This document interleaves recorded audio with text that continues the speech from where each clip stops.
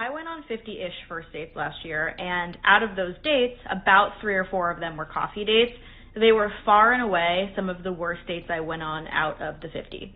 And objectively, the dates were fine. We had a nice conversation, maybe we sat outside and had some coffee, but I walked away feeling like I literally don't care if I see this person again or not, which is not really the goal of a first date. I want to have some sort of opinion when I leave. Either I want to see them again and ask them about this specific thing that we talked about, or I really don't want to see them again because of these 3 things were not compatible. But to have literally no opinion on someone after spending an hour, hour and a half with them at coffee, to me just says that you didn't really get into anything significant in terms of conversation. And the reason I think that happens is because coffee dates feel like business meetings, especially coming from the industry that I am in, which is entertainment.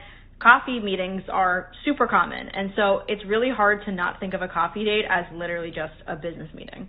And so any of the things that are important on a date, like asking personal questions or building rapport or finding out if there's a connection, it's even harder to do than it might already be because it doesn't even feel like the right setting for that. So if you like coffee dates, more power to you, but I was amazed that all the dates I went on, the ones where I really had no emotion afterwards at all, positive or negative, were coffee dates.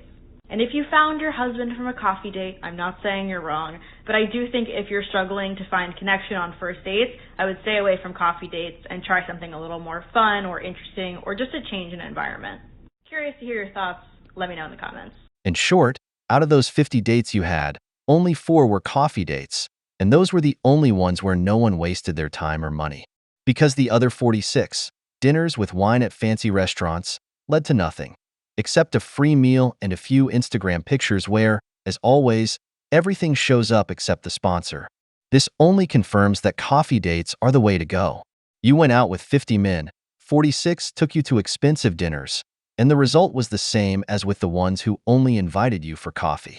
That means the ones who opted for a coffee date were the real geniuses because they didn't have to spend money on a woman who's just looking for free meals. Or am I wrong, brothers?